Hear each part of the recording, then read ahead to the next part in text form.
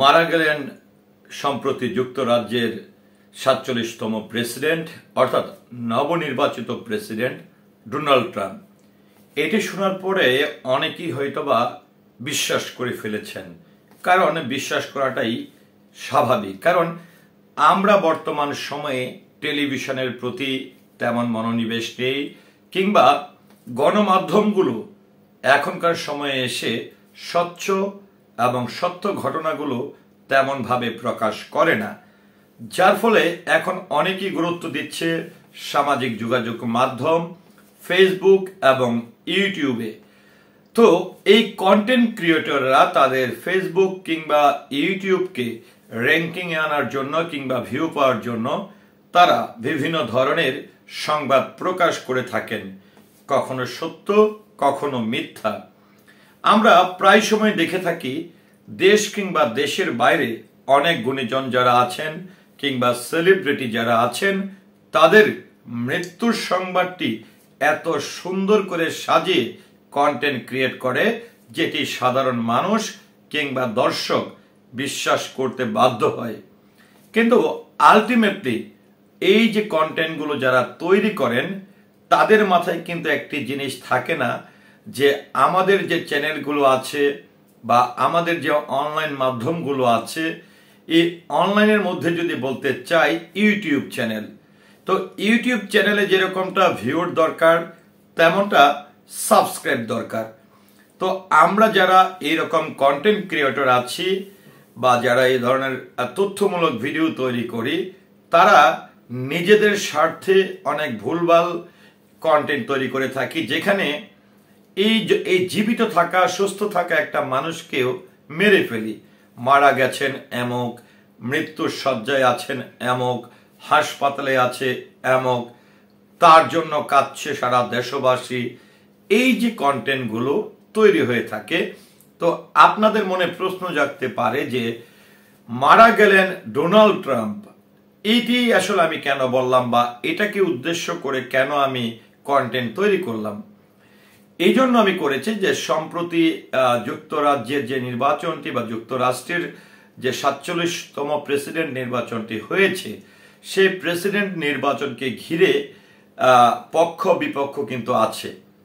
আরেকটি বিষয় যে যখন আসলে যে সাবজেক্টটি সবচেয়ে বেশি র্যাঙ্কিংয়ে থাকে কিংবা যেই সাবজেক্টটি নিয়ে প্রচুর পরিমাণের সংবাদ প্রকাশিত হয়, আলোচনায় থাকে, সেই কন্টেন্টটি দর্শক অনেক বেশি দেখে এবং এই কন্টেন্টগুলোর প্রতি সকলের একটা আলাদা দৃষ্টি থাকে, যার ফলে আমরা পজিটিভ কোনো সংবাদকে নেগেটিভ আকারে তৈরি করে আমরা কিন্তু এই কন্টেন্টগুলো তৈরি করে থাকি। আমি একটি জিনিস বলবো যে আমরা যারা সুস্থ মানুষ, সুস্থ মস্তিষ্কের মানুষ, তা যারা কন্টেন্ট তৈরি করি, তারা কেন জীবিত মানুষকে মেরে ফেলতে হবে, সুস্থ মানুষকে কেন অসুস্থ করতে হবে? আমাদের উপর বিশ্বাস আস্থা রেখেই তো আমাদের ভিডিওগুলো অনেক মানুষ, যাদের ওয়াইফাই নাই তারা এমবি খরচ করে দেখে, বা যাদের হাতে প্রচন্ড অনেক সময় নেই, তারা আমাদের এই ক্যাপশন কিংবা থাম্বনেল দেখে কষ্ট করে তারা ভিডিওটি দেখে। তো এই ভিডিওটি দেখার পরে যখন মানুষ প্রতারণার শিকার হয় বা এই সংবাদটি মনে হয় মিথ্যে, তখন কিন্তু ওই চ্যানেলের প্রতি আস্থা কমে যায়। তো সত্য বাস্তব ঘটনা দিয়েও কিন্তু কন্টেন্ট ক্রিয়েট করা যায়।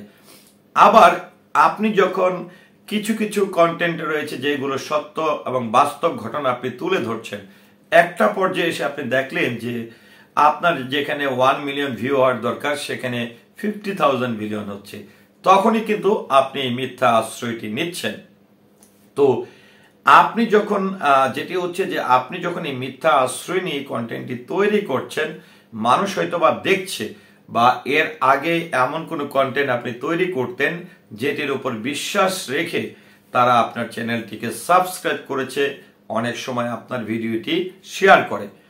তো সেই প্রেক্ষাপটে যখন মনে হয় যে একটি চলমান ঘটনা, চলমান কোনো একটি আলোচিত ঘটনা আপনি যখন এটাকে নেগেটিভ ভাবে উপস্থাপন করছেন, তখন কিন্তু আপনার চ্যানেলের প্রতি যে একটা আস্থা বা বিশ্বাস বা অনেকে কিন্তু সাবস্ক্রাইব করে রাখে ওই চিন্তা করে যে এই চ্যানেলে সবসময় সত্য এবং বাস্তব সংবাদগুলো পাওয়া যায়, এবং তারা আসলে কখনো মিথ্যার আশ্রয় নেয় না।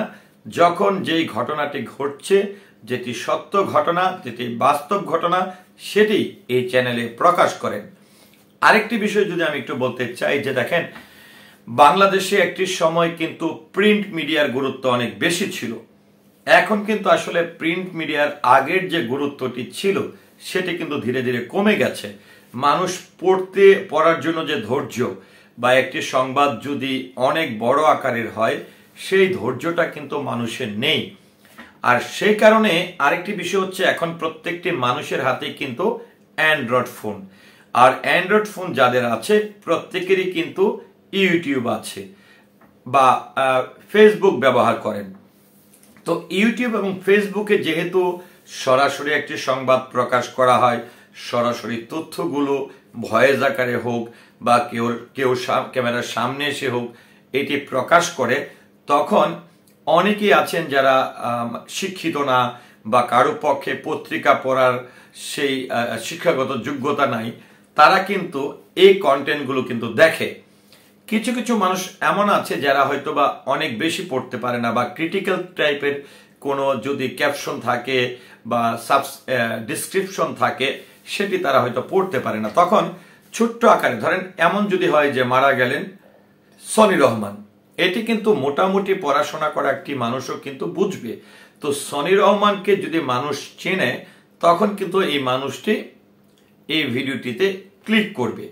আবার আরেকটি বিষয় আমরা লক্ষ্য করি যে থাম্বনেলটি আসলে যেটি বানানো হয়, যেরকমটা আমি বললাম যে মারা গেলেন ডোনাল্ড ট্রাম্প, এখন কিন্তু আলোচনার তুঙ্গে আছে যুক্তরাজ্যের এই নির্বাচনের পরে ডোনাল্ড ট্রাম্প।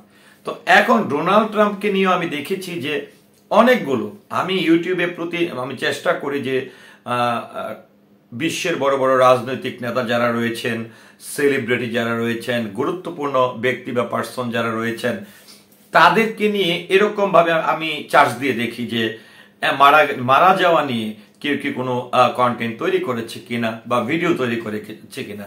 তো এরকমটা দেখি যে একদমই সুস্থ থাকা একটা মানুষ শুধুমাত্র আলোচনায় আছে, তাকে মেরে ফেলতে হবে, এটি যেন সকলের একটা আলাদা টেন্ডেন্সি কাজ করে। যারা কন্টেন্ট ক্রিয়েটর আছেন, যারা সহজে ভিডিও ভাইরাল করতে চায়, কিন্তু এই একটি ভিডিও ভাইরাল করতে যে আপনি যে মানুষকে বিভ্রান্তকর পরিস্থিতিতে ফেলছেন, মানুষের সঙ্গে যে প্রতারণার শিকার হচ্ছেন, মানুষকে যে প্রতারিত করছেন, এটা কিন্তু আপনার জন্য অনেক বড় অভিশাপ হতে পারে। তো আমি যেটি বলবো যে আসুন আমরা যেটি সত্য ঘটনা, প্রয়োজন বোধে আপনি প্রত্যেক দিন আপনার যে আমাদের দেশে যে গণমাধ্যমগুলো রয়েছে সেই গণমাধ্যম যদি কোনো সংবাদ প্রকাশ হয়, সেই সংবাদটি শুধু একটি পত্রিকায় প্রকাশ না, বিভিন্ন আঙ্গিকে বিভিন্ন পত্রিকায় কিন্তু সেটা নিয়ে লেখালেখি হয়। তো সেখান থেকে আপনি বিশেষ করুন, একটু পর্যবেক্ষণ করুন, সংবাদগুলো একটু আলাদা করে পড়ে দেখুন যে 10টি পত্রিকায় একসঙ্গে একই সংবাদ প্রকাশ হয়েছে কিনা। এই সংবাদগুলোকে মিলিয়ে যদি আপনি সত্য সংবাদটা প্রকাশ করেন, যারা এই ধরনের কন্টেন্ট তৈরি করে, তাহলে কিন্তু মানুষ আপনার প্রতি আস্থা থাকবে, আপনার চ্যানেলের প্রতি আস্থা থাকবে। তো ভিউয়ার্স, আমি যে বক্তব্যটি আপনাদের সামনে উপস্থাপন করলাম বা আমার যে মতামতটি আপনাদের সামনে উপস্থাপন করলাম, এটি নিয়ে আপনার মতামতকে আশা করছি কমেন্টের মাধ্যমে জানাবেন। সেই সাথে পুরো ভিডিওটির সঙ্গে থাকার জন্য অসংখ্য ধন্যবাদ। আসসালামু আলাইকুম।